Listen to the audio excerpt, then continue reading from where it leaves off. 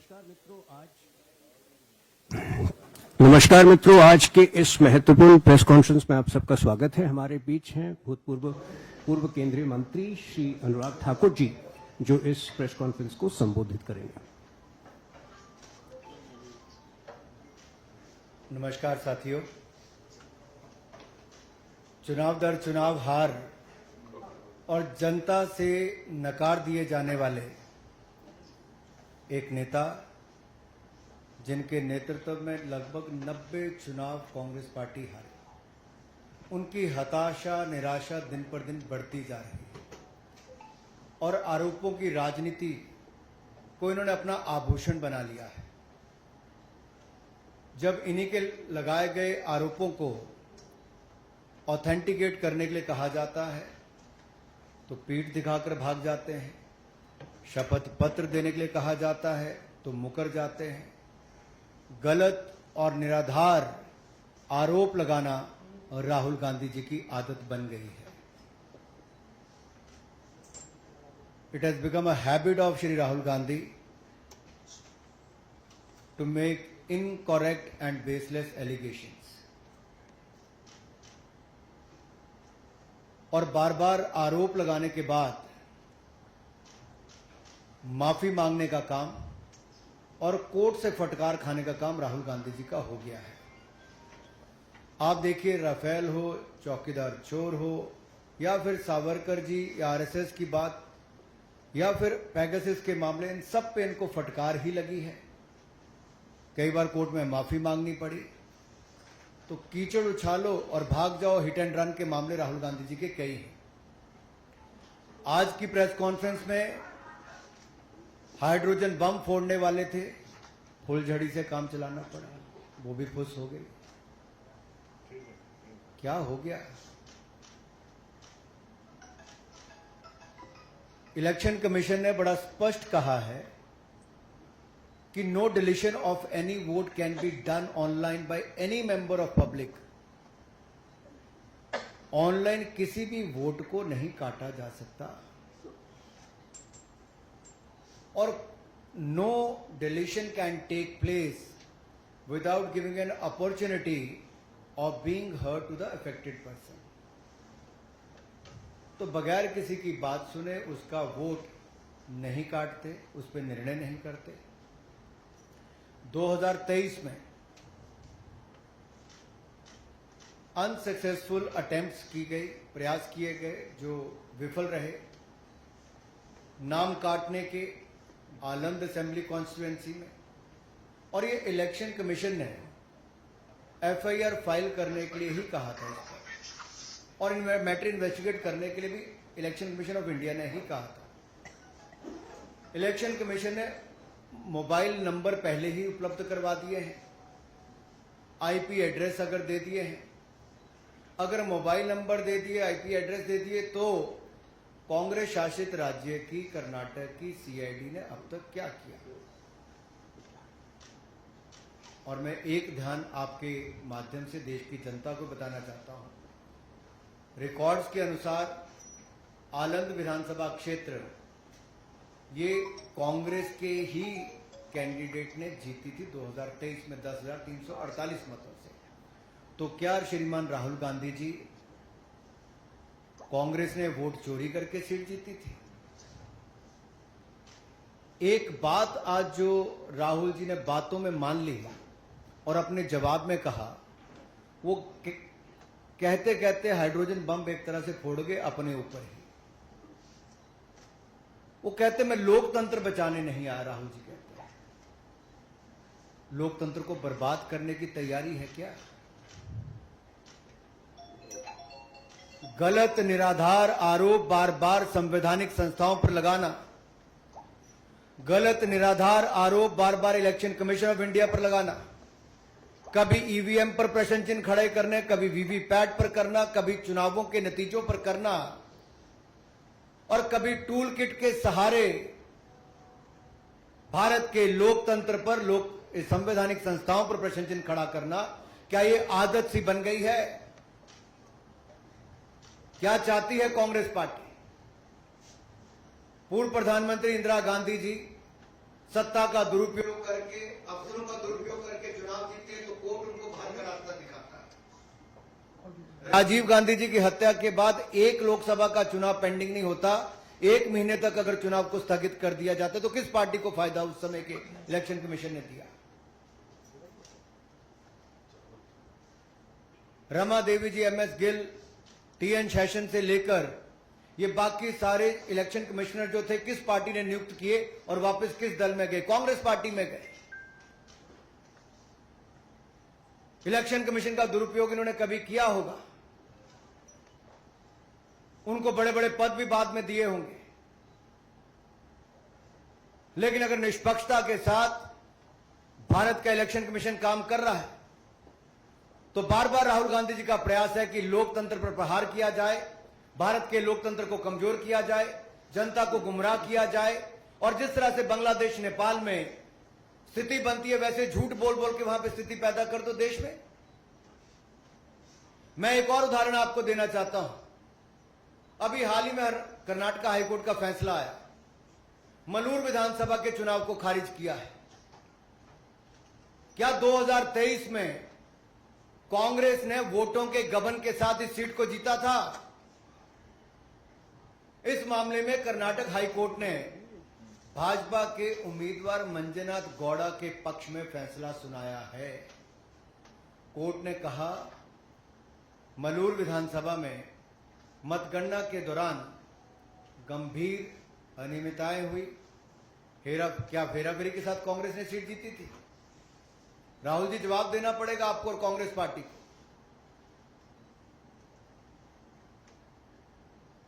और आपके election commissioner के समय अगर मैं कहूं, सोनिया जी का नाम जब आया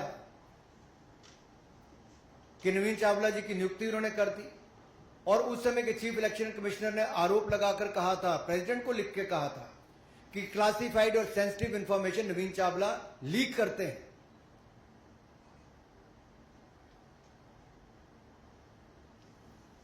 कुछ सवाल आज मैं और पूछना चाहता हूं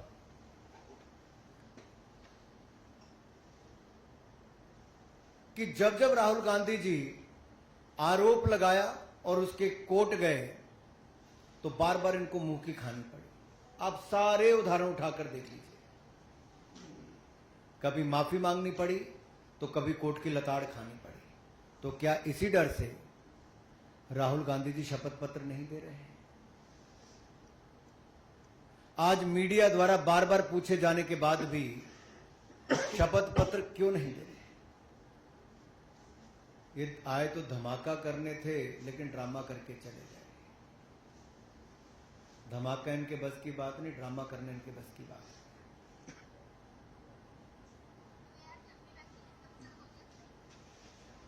और अगर इतना ही दम आपके तर्कों में है तो आप कोर्ट क्यों नहीं जाते? इलेक्शन कमीशन ने तो आपको बार बार कहा सबूत दो, हल्फनामा दो, ना आप सबूत दे पाते हो और गलत आरोप लगाते हो। क्या संवैधानिक संस्थाओं को कमजोर करना एक भारतीय लोकतंत्र के प्रति एक बड़ा षड्यंत्र कांग्रेस पार्टी का और LOB leader opposing Bharat Rahul Gandhi ji का है? क्या ये केवल घुसपैठिए वोट को बचाने के लिए है?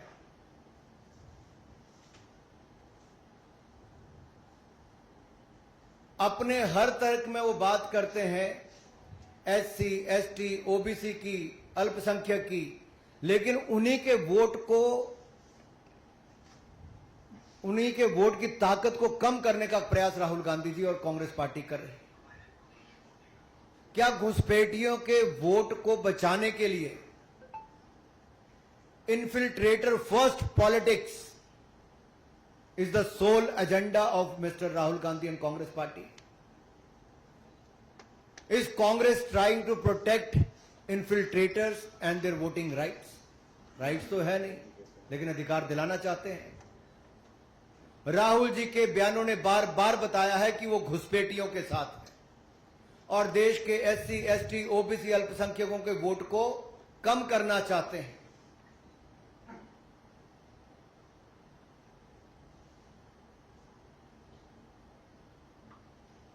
आलम की बात मैंने आपके सामने रख दी जो आरोप इन्होंने लगाया उसमें पूछना ही पड़ेगा, क्या वो 6000 वोट डिलीट हुए थे कि नहीं हुए थे?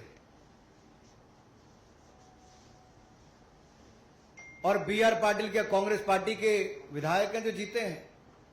तो क्या कांग्रेस ने वोट चोरी करके चुनाव जीता है?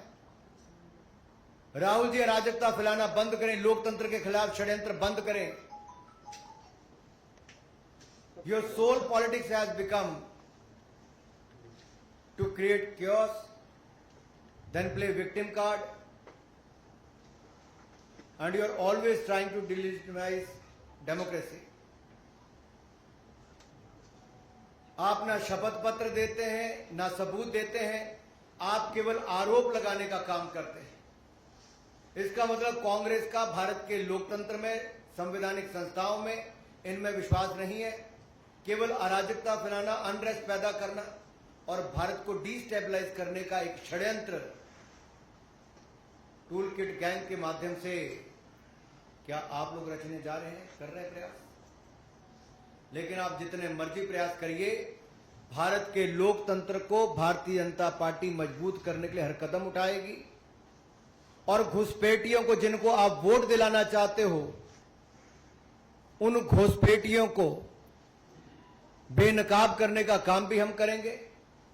और ये आपकी घुसपैठिए बचाव राजनीति को भी बेनकाब हमने किया है और आगे भी करते रहेंगे। धन्यवाद। धन्यवाद अनुराग जी। अब एक एक करके आप सवाल पूछ सकते हैं। नीरज जी, आप पूछिए। अनुराग जी, मेरा सवाल है, क्या आपको लगता है कि बिहार चुनाव की नजदीक और बिहार चुनाव में SIR का प्रयोग किया गया, तो वहाँ वोटों के ध्रुवीकरण के लिए राहुल गांधी इस तरह की प्रेस कॉन्फ्रेंस कर रहे हैं? कहा देखिए, ध्रुवीकरण कांग्रेस का प्रयास लगातार शुरू से रहा है और ये तुष्टीकरण की राजनीति आज कांग्रेस को इस स्थान पे ले आई कि 2014, 2019, 2024 में भी हारे। मुश्किल से नेता प्रतिपक्ष इनके बन पाते हैं, लेकिन जब पद मिला तब LOP ने उसको LOB, लीडर अपोजिंग भारत का पद बना दिया। क्या कांग्रेस और विपक्षी दलों के पास तुष्टीकरण के अलावा कोई और राजनीति नहीं रही? क्या घुसपैठियों को बचाने के अलावा इनके पास कोई मुद्दा बिहार में नहीं रहा? क्या बिहार के विकास को देखकर कांग्रेस की आंखें इतनी बंद हो गई कि आज वो केवल घुसपैठियों के सहारे बिहार के चुनाव में जाना चाहते हैं? क्या कोई और सहारा इनके पास बचा नहीं है? और आज देख लीजिए, जैसे पहले राहुल जी ने माफिया मांगी है, बिहार के चुनाव के बाद भी माफी मांगने वाले हैं। जी ऐश्वर्या जी। अनुराग जी, आपने बात करी कि किस तरीके से बांग्लादेश, नेपाल में जो हो रहा है, कांग्रेस पार्टी पहले महसूस कर चुकी है। राहुल गांधी बार-बार उंगली उठाते हैं। You think they're trying to create something like Nepal and Bangladesh? देखिए, शायद वो भूल गए कि बाबा साहब अंबेडकर, जिनको कांग्रेस पार्टी ने उस समय भी जिस तरह से जलील करके पार्टी से बाहर निकाला, चुनाव भी हरवाए, बाबा साहब अंबेडकर के दिए संविधान पर प्रश्न चिन्ह कांग्रेस पार्टी ने उठाकर बार बार संशोधन किए, उनको राजनीति से बाहर करने का रास्ता दिखाया। शायद राहुल जी भूल गए, भारत की ताकत वो भारत का लोकतंत्र है जो इसको और मजबूत करता है। भारत के युवा हैं जो जागरूक करते हैं। भारत के युवाओं ने अगर भारत को थर्ड लार्जेस्ट स्टार्टअप इकोसिस्टम बनाया है, नरेंद्र मोदी जी के नेतृत्व में अगर भारत दुनिया की चौथी बड़ी अर्थव्यवस्था बना है, और भारत के बढ़ते कदमों को देखकर ब्राइट स्पॉट और इकोनॉमी जो सबसे तेजी से बढ़ रही, दुनिया आज भारत की और एक उम्मीद की तरह देख रही है, तो उनको लगता है कैसे ना कैसे लोकतंत्र को ही कमजोर कर दिया जाए, संवैधानिक संस्थाओं को कमजोर किया जाए। और जो ये सवाल और खुश होते हैं जब किसी देश ने हमारे ऊपर टैरिफ लगाने की बात कही तो कांग्रेस खुश हो रही थी, लेकिन शायद वो भूल गए कि भारत की अपनी एक बड़ी ताकत है। भारत झुकता नहीं, भारत अपनी ताकत के साथ खड़ा रहता है।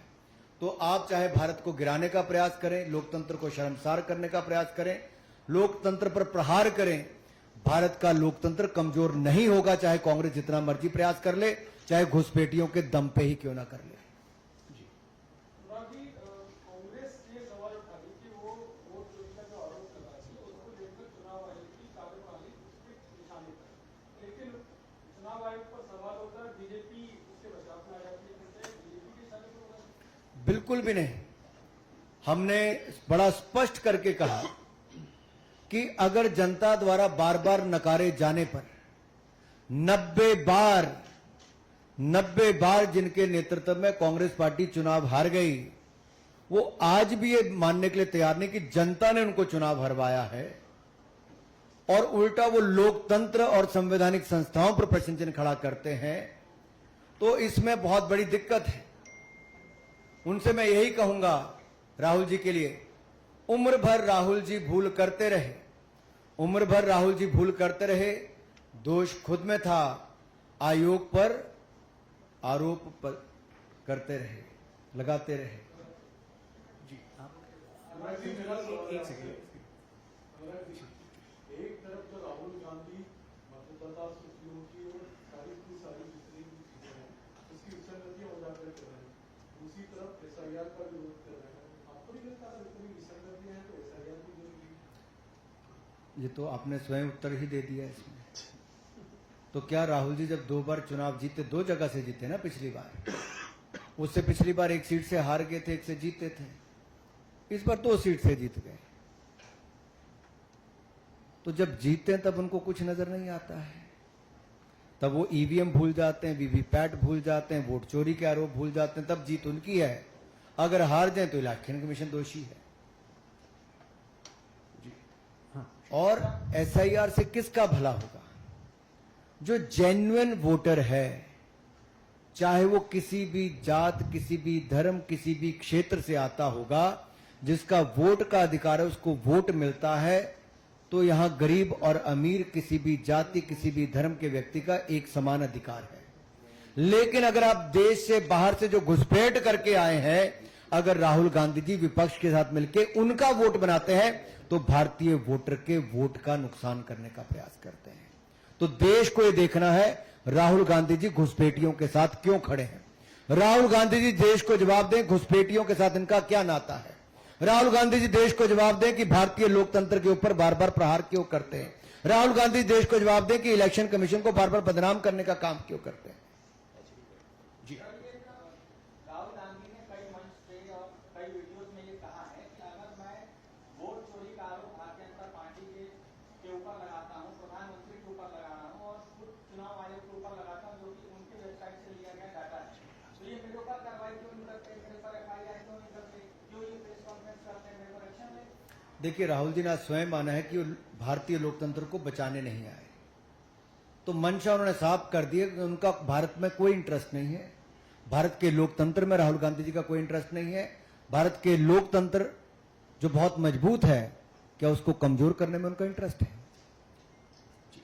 राहुल गांधी ने अपनी प्रेस कॉन्फ्रेंस में एक व्यक्ति का जो मोबाइल नंबर दिखाया था, अभी जब जो है हम लोगों ने उनसे उस व्यक्ति से बात की, उसका कहना है कि वो साइबर कैफे चलाता है, मुंबई में चलाता है, उसके साइबर कैफे से किसी भी तरीके का वोटर का रजिस्ट्रेशन नहीं हुआ है और उसका मोबाइल नंबर साझी करके अब उसकी परेशानी बढ़ा दी है। वो चुनाव आयोग में शिकायत करने की बात कर रहा है, चुनाव आयोग और पुलिस में। देखिए, डेटा जो है पर्सनल डेटा, उसको पब्लिक करने पर कितनी दिक्कतें खड़ी हो सकती हैं आप कल्पना कर सकते हैं। और सोचिए, अगर ये लोग सत्ता में होते तो देश के लोगों का डेटा न जाने किस किस के हाथ में होता। और केवल अपनी झूठी राजनीति को करने के लिए राहुल गांधी जी किसी के लिए भी संकट पैदा कर सकते हैं, किसी पर भी कीचड़ उछाल सकते हैं, किसी पर भी आरोप लगा सकते हैं, चाहे उसके बाद कुछ भी हो, अंत में माफी तो राहुल जी को ही मांगनी है। सर, राहुल गांधी ने प्रेस कॉन्फ्रेंस में सवाल उठाया है गणेश कुमार जी का। उन्होंने कहा सीआईडी ने बनाकर सीआईडी ने 18 चौकीदार भेजी उनको, उनको ये जानना था कि आईपी एड्रेस क्या थे, जिन्होंने जिस जहां से इन्हें एप्लीकेशन आईटी कट करने का और एडिशन करने का बोला, तो 18 बार उन्होंने जवाब नहीं दिया। एक सवाल ये, और दूसरा कि अगर आपको लगता है कि डेमोक्रेसी वीकन करने की ये साजिश है पूरी कांग्रेस और राहुल गांधी की, why not take action against him, क्योंकि considering the fact that this is the first, he is very persistent in doing that. This is not the first time he has done that, and he also has every intention of continuing it. Do you think that there should be a point where you will take action against him, or because these are serious charges that you are levying against him also? देखिए, कुछ लोगों को झूठ बोलने की आदत पड़ जाती है, कुछ लोग ढीठ हो जाते हैं, कुछ लोग माफी मांगने पे भी एक बार होता है माफी मांगी फिर मांग लेंगे, इनकी आदत बन गई है। और देश ने इनका असली चेहरा देख लिया है कि ये केवल ड्रामा करने आते हैं, धमाका करने नहीं। ये केवल आरोप लगाने आते हैं, शपथ पत्र देने नहीं। ये लोकतंत्र को बचाने नहीं आते, बर्बाद करने आते हैं। ये केवल अपना टाइम पास करने आते, बाकी टाइम तो कई और भी जगह बजा के बिता लेते हैं। एक आखिरी प्रश्न है कमलेश जी। अनुराग जी, पहले राहुल गांधी ने आरोप लगाया था वोट एडिशन का, अब वोट डिवीजन का आरोप लगा है। तो खाली होता है कि इस पर इंक्वायरी सेटअप हो जाती है, तो पानी का पानी हो जाता है, लोगों को मतलब भ्रम नहीं होता। मैं आपसे पूछता हूं, अगर 2023 में अटेम्प्ट हुआ वोटर डिलीशन का और उस पे इलेक्शन कमीशन ने ही मोबाइल नंबर और आईपी एड्रेस, जो प्रज्ञा जी का भी सवाल था कि मोबाइल नंबर और आईपी एड्रेस अगर इलेक्शन कमीशन ने पहले उपलब्ध करवा दिए तो कर्नाटक की सीआईडी को क्या उसकी जांच करनी चाहिए? अगर ऐसा है तो किसकी जिम्मेदारी है? और नहीं हुई तो क्यों नहीं हो पाई? अगर ये सारे बात तो इलेक्शन कमीशन इसका जवाब देगा। मैं तो केवल आपके लिए इसलिए कह रहा हूं कि आखिरकार इलेक्शन कमीशन ने अपना काम कर दिया, और अगर इलेक्शन कमीशन ने कहा कि ऑनलाइन किसी का वोट नहीं कट सकता और बगैर किसी को पर्याप्त समय दिए और उसकी बात सुने बिना उसका वोट नहीं कट सकता, तो फिर राहुल जी जो आरोप लगा रहे हैं वो निराधार है। इसीलिए वो शपथ पत्र एफिडेविट देने से घबरा रहे हैं। इसीलिए राहुल गांधी जी बार बार आते हैं, कई बार धमाका करने की बात करते हैं, ब्लैक एंड व्हाइट करने की बात करते हैं, लेकिन सब ब्लैक ही करके चले जाते हैं।